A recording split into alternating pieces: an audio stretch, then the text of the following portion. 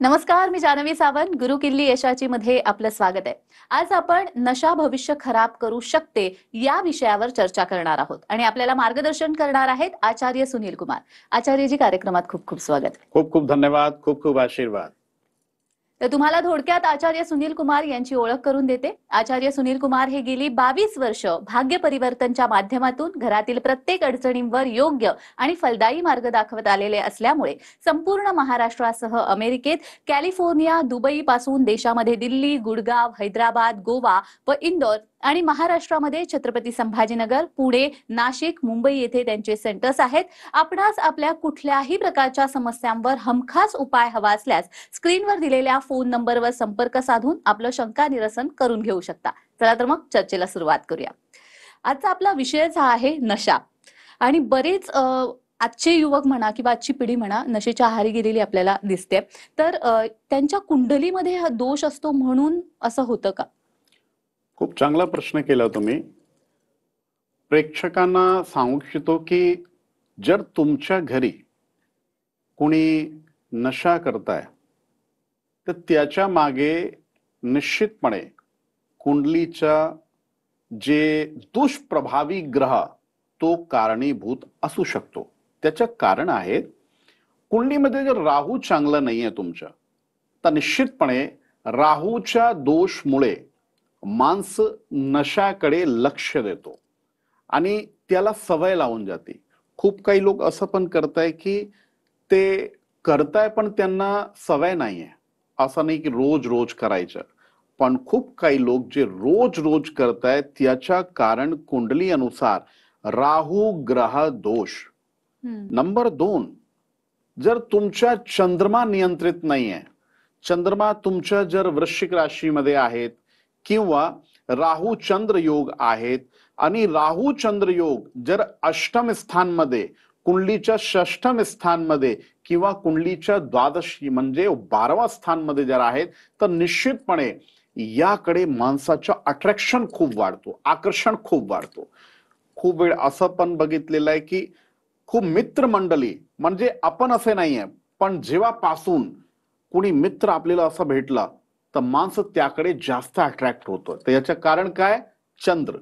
म्हणजे राहू माणसाला सवय लावतो आणि चंद्र जर पीडित आहेत तर माणसाच्या मनावर नियंत्रण कधीच राहत नाही आणि त्याला अशी जर मित्रमंडळी भेटली किंवा कोणी असं माणसं भेटला तर निश्चितपणे त्याला अशी सवय लावून जाते. पण आता आपण बघतोय शाळेपासून सुद्धा मुलं व्यसन करायला लागतात. अगदी शाळेत असताना 9वी 10वीच्या वयामध्ये सुद्धा अगदी कमी वयामध्ये व्यसन करायला लागतात. मग असे जे असतं त्यावेळेला त्यावर काही उपाय आहे का? आई वडील जर तो उपाय केला तर त्या नशेपासून त्यांना मुक्तता मिळू शकते? हो, मी एक विषय सांगतो मी तुम्हाला. आजकाल काय की म्हणजे घरात मुलं आईचा सन्मान करत नाही. म्हणजे सगळ्यांबद्दल आपण असं बोलू शकत नाही, पण खूप काही ठिकाणी आईचा सन्मान नाहीये, वडिलांचा सन्मान नाहीये. जर मुलांना आईचा सन्मान केलं तर त्यांची कुंडलीमध्ये चंद्रदोष कधीच लागत नाही. वडिलांचा सन्मान केलं तर वडिलांच्या ऐकलं, आईच्या ऐकलं तर सूर्यदोष लागत नाही. आणि आज सिच्युएशन अशी झालेली आहे की लहान लहान मुलं ते मेंटल टेन्शन, डिप्रेशन मध्ये जात आहे. कारण खूप काही कारण आहेत. पण मी तुम्हाला एक निवेदन करतो की तुम्ही पण मुलांवर जास्त दबाव टाकू नका की तुला हे करायचं, तुला ते करायचं. आणि याच्यामुळे काय असतं, घरात एकमेकाशी वाद घालणं, एकमेकाशी चिडचिड हा खूप घरात राहते. म्हणून ते जे मूल आहे ते आपलं म्हणजे आईच्या वडिलांचा काही सन्मान करत नाही, तर कुंडलीमध्ये चंद्र असंच बिघडून जातो. आणि चंद्र जर बिघडला तर निश्चितपणे जे आपले लहान लहान मुलं आहेत ते बाहेर जे त्यांची मित्रमंडळी आहे त्यांच्याकडे जास्त अट्रॅक्ट होत आहे. आणि आजकाल अजून एक विषय चालू झालेला आहे की लहान लहान मुलांची मैत्री ते जे मोठे मोठे जे लोक आहेत, म्हणजे मोठे जे वयात मोठे आहेत त्यांच्या सोबत त्यांची मित्रता असते. तर हा पण थोडासा चुकीचा आहे.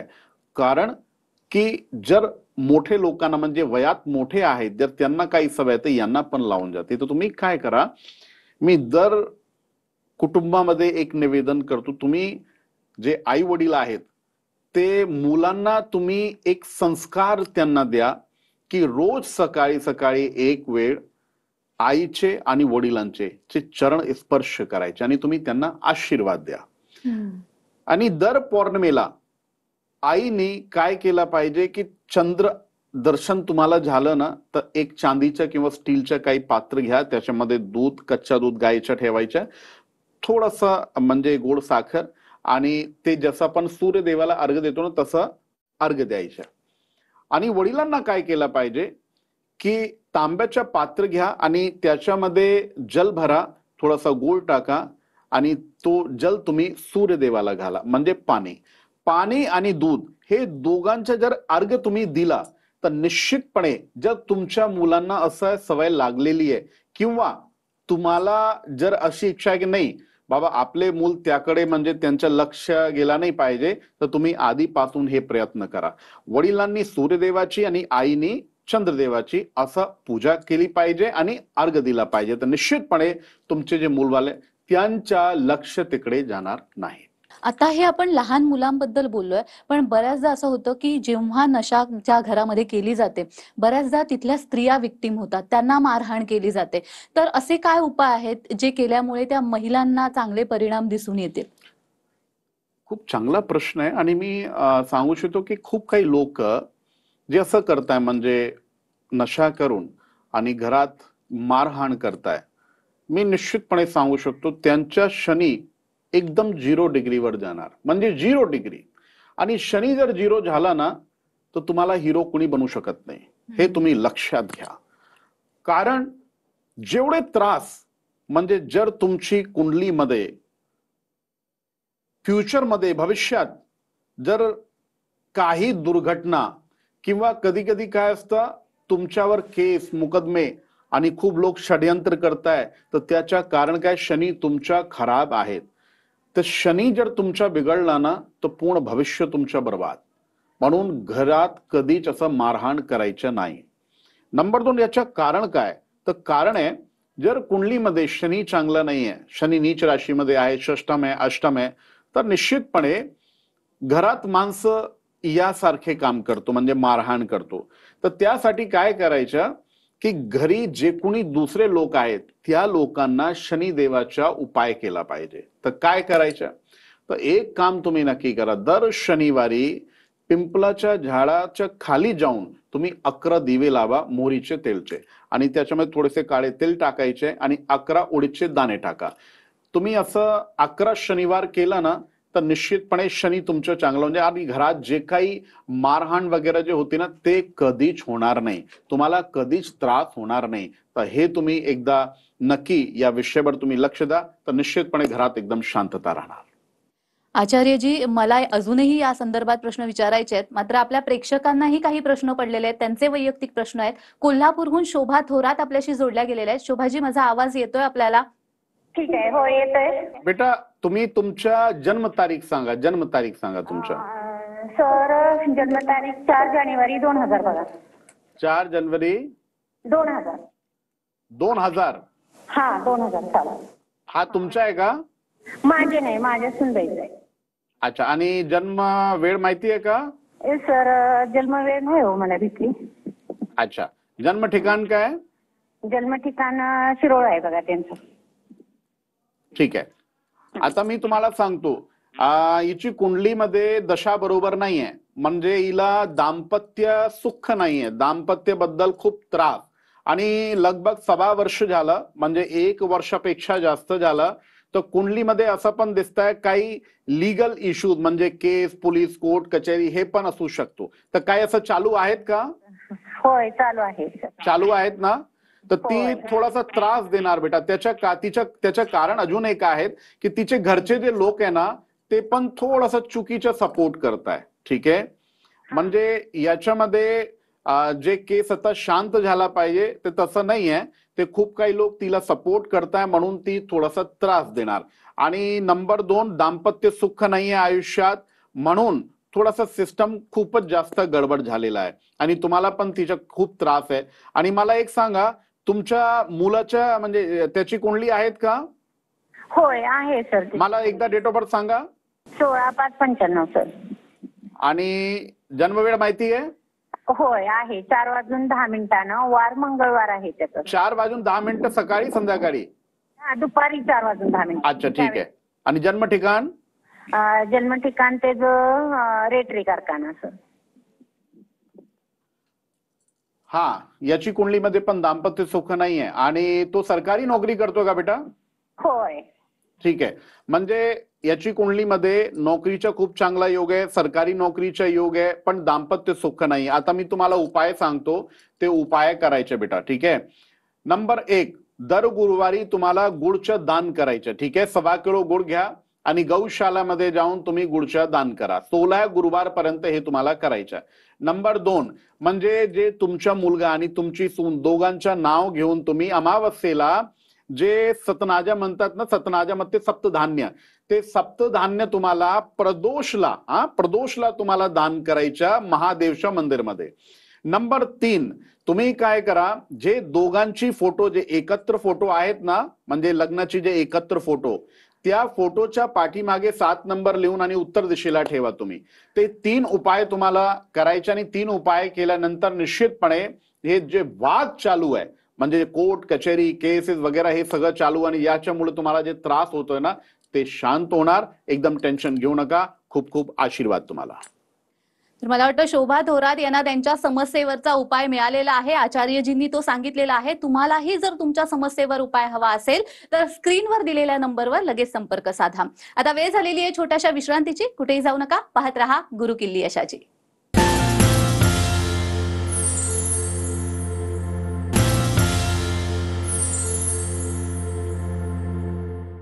विश्रांतीनंतर सर्वांचं पुन्हा एकदा स्वागत आहे. आजचा आपला विषय आहे नशा भविष्य खराब करू शकते, आणि यावर मार्गदर्शन करतायत आचार्य सुनील कुमारजी.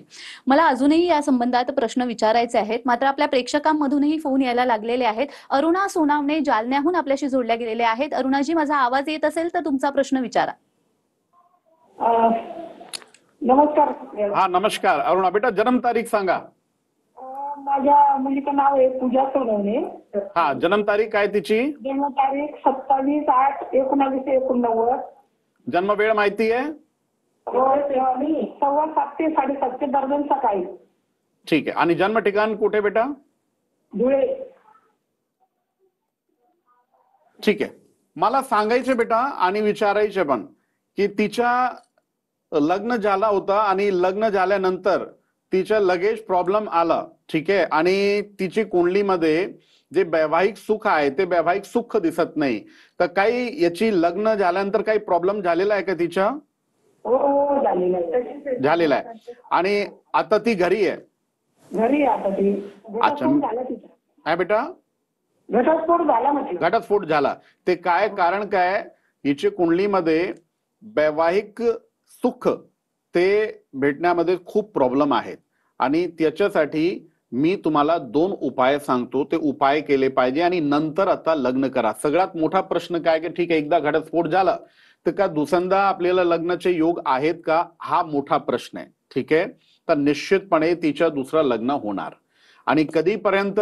तर 2026 मध्ये एप्रिल पासून तिचे लग्नाचे योग परत सुरू होणार आहे. ठीक आहे.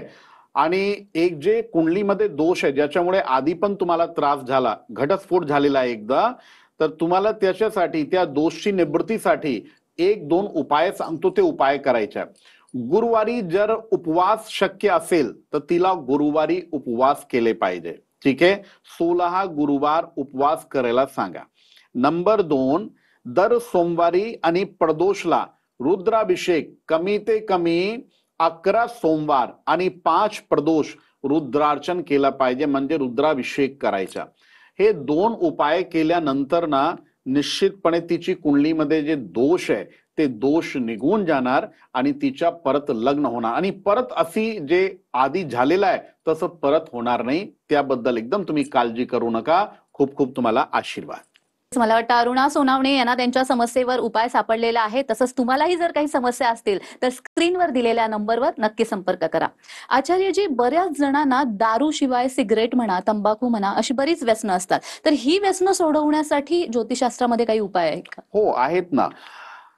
जर घरात कुणी म्हणजे ड्रिंक वगैरे करत नाही, पण त्याला जर तंबाखूची, सिगरेट आणि दुसरे खूप काही जे प्रकार असतात ते जर त्यांची काही सवय आहेत, तर त्याच्यामुळे तुम्हाला पण माहिती आहे की म्हणजे किती हानिकारक आहे. निश्चितपणे तसं नाही केलं पाहिजे. पण जे लोक करताय, ज्यांना सवय लागलेली आहे, तर घरचे जे लोक आहेत ते काय उपाय करू शकतात? कारण की जे लोक करताय ना त्यांना काही त्रास नाही, त्यांना काही त्रास नाही, पण घरचे जे लोक आहेत त्यांना काळजी घ्यावी लागते. तर तुम्ही काय करा, भगवान शंकर म्हणजे महादेवची उपासना करणं याच्यामध्ये खूप अनिवार्य आहे. महादेवची उपासना. आता तर तुम्हाला महादेवच्या मंदिरमध्ये दर सोमवारी एक दिवा लावायचा आहे आणि पंचोपचार पूजा म्हणतात. पंचोपचार म्हणजे काय? जल, बिल्वपत्र, धूप, दीप आणि नैवेद्य, याला पंचोपचार म्हणता आपण. ते पंचोपचार पूजा दर सोमवारी केली पाहिजे आणि संध्याकाळी जर तुम्ही केलं ना अजून जास्त बरं आहे.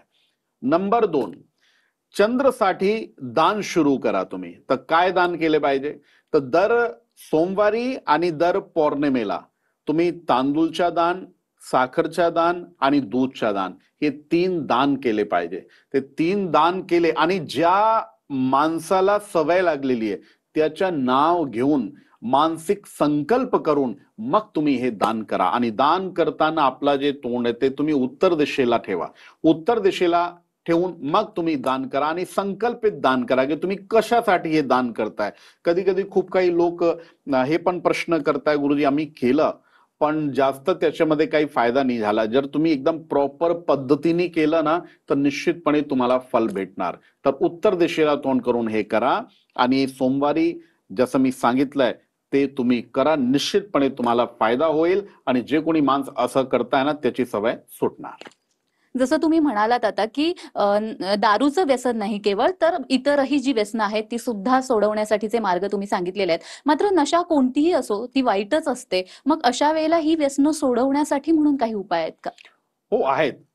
मी तुम्हाला एकदम रामबाण 2 उपाय सांगतो. नीट पद्धतीने ऐका तुम्ही. नंबर 1, दर अमावस्येला 11 लिंबूची माल घेऊन आणि तुम्ही जर भैरवनाथला अर्पित करता आणि त्यांच्या समोर तुम्ही एक दिवा लावताय आणि हे जेव्हा तुम्ही करताय ना तेव्हा त्या माणसाचं नाव घ्या. तुमच्या मनात तुमच्या संकल्प जे मनोरथ आहे ते ठेवा तुम्ही. मग तुम्ही हे उपचार करा.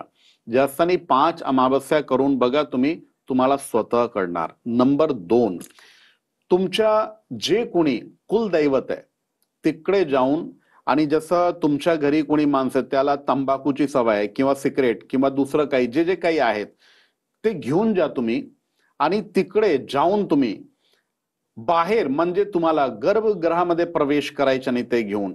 म्हणजे तुम्ही गेले आणि गेल्यावर तुम्ही कुठेही म्हणजे जसं तुम्ही शहरमध्ये गेले ना तर गर्भगृहात प्रवेश करू नका, पण तुम्ही बाहेर त्या माणसाचं नाव घेऊन जर तुम्ही सोडून आले ना तर निश्चितपणे मी तुम्हाला सांगतो तो माणूस हळूहळू हा व्यसन सोडणार आणि निश्चितपणे तुम्हाला त्याच्यामध्ये एकदम मुक्तता मिळणार. अगदीच आचार्यजी, व्यसन कसं घालवावं याविषयी तुम्ही मार्गदर्शन केलं, पण बऱ्याच वेळा असं होतं की त्या व्यसनामुळे शारीरिक त्रास खूप होतो, रोग होतात, तर त्यापासून मुक्तता मिळावी यासाठी काय उपाय आहेत? यासाठी एकच उपाय आहे, महादेवाची शरण. म्हणजे खूप काही लोक हा एक परिहासचा विषय आहे. खूप काही लोक काय करतात म्हणजे महादेवच्या हवाला देत आहे. ते तसं करतात, त्यांच्या आपण भांग चढवतो. ठीक आहे, जर आम्ही केलं तर काय? महादेवांनी अजून खूप काही काम केलेलं आहे. हा, फक्त तुम्ही म्हणजे एक गोष्ट तुम्ही बाबा ते जे आपण मंदिरामध्ये जाऊन ते काही जे चढवताय ना आपण, ते संपूर्ण विश्वच्या कल्याणासाठी पूर्ण विश्व आपला कंठमध्ये घेत आहे. म्हणजे त्यांच्या समर्थ को नाही दोस्त गुसाई, म्हणजे सामर्थ्य आहे त्यांच्याकडे. आमचं काही सामर्थ्य नाहीये, तुमचं काही सामर्थ्य नाहीये. म्हणून काय केलं पाहिजे? महादेवाची शरण घ्या तुम्ही. जो माणसं महादेवची शरण घेतली आणि महामृत्युंजय मंत्रचा जाप जे स्वतः करते, रुद्राक्षी माल घ्या आणि त्याच्यावर महामृत्युंजय मंत्र जपा. तुम्ही स्वतः जपा आणि नाहीतर अनुष्ठान करा, तर निश्चितपणे जे तुम्हाला त्रास झालेला आहे त्याच्यातून तुम्ही बाहेर पडणार. आणि अजून मला एक सांगायचं, खूप काही लोक काय करतात, त्यांना असं वाटतं नाही बाबा आपण जर नशा सोडला ना तेव्हापासून आपल्याला त्रास जास्त होतोय किंवा आपल्याला चिडचिड जास्त होतीये, तर हा पण एक मानसिक आजार आहे. म्हणजे हा शारीरिक नाही आहे, पण हा एक मानसिक आजार आहे. म्हणजे माणसाला असं वाटतो की जेव्हापासून सोडलं तेव्हापासून ते जास्त चिडचिड आहे. आणि खूप काही लोक कुतर्क पण करतात. जर त्यांना कोणी महापुरुष भेटला ना, ते त्यांना बोलताय की ठीक आहे आम्ही सगळं सोडलं, पण सोडल्यानंतर आम्हाला काही असं काही वाटलं नाही की काही चांगलं झालं की काही. बाबा तुम्हाला चांगलं जर आयुष्य भेटलं ना, हा तुमची खरी संपदा आहेत निश्चितपणे. आणि आयुष्य आता खूप बाकी आहे, म्हणजे खूप राहिलेलं आयुष्य तुमच्या. खूप काही वस्तू तुम्हाला भेटणार. कारण की जे कुणी माणसं व्यसन करतो ना, ते कुंडलीमध्ये जे मी ऑलरेडी सांगितलंय, शनी, राहू, मंगल, चंद्र हे बिघडून जात आहे. आणि निश्चितपणे चंद्र जर बिघडला ना, तर तुमची चिडचिड निश्चित होणार. तर तुम्हाला जर तुम्ही सोडला आणि तुम्हाला चिडचिड होते, तुम्ही काय करा, चंद्रमाचे उपाय करा. ते त्याच्यासाठी काय करायचं, पौर्णिमासी तुम्ही उपवास ठेवू शकता. नंबर 2, पौर्णिमेला तुम्ही दूध, साखर, तांदूळच्या दान करणं सुरू करा. आणि नंबर 3, मी तुम्हाला एक खूप चांगला उपाय सांगतो, केसी मोती घाला. आणि केसी मोती तुम्ही गळ्यात पण घालू शकतात. आणि तुम्ही आधी एक प्रश्न केला होता की लहान लहान जे मुलं आहेत, की आम्हाला संशय वाटतो त्यांच्यावर की काहीतरी करताय, पण आपल्याला स्पष्टीकरण नाहीये. तर त्यांच्यासाठी पण तुम्ही जर हे उपाय केले, त्यांच्या गळ्यात मोती घातला ना, तर त्यांच्या मन एकदम नियंत्रणात राहणार. एकदम निश्चित काळजी करू नका. मला वाटतं बरीच लोकसंख्या ही नशेच्या आहारी आहे, त्यामुळे या मार्गदर्शनामुळे त्यांना निश्चितच फायदा होईल. तुम्ही ते आलात आणि खूप छान असं मार्गदर्शन केलं, त्यासाठी धन्यवाद. खूप खूप धन्यवाद. आणि प्रेक्षण आशीर्वाद. ओम स्वस्ति न इंद्रवदश्रवाः स्वस्ति नः पूषा विश्ववेदाः स्वस्ति नस्तार्क्ष्यरिष्टनेमिः स्वस्ति नो बृहस्पतिर्दधातु दीर्घमायुः. तर गुरुकिल्ली यशाची मध्ये आज आपण इथेच थांबतोय. पुन्हा भेटूया एका नवीन विषयासह. तुम्ही कुठेही जाऊ नका, पाहत रहा TV9 मराठी.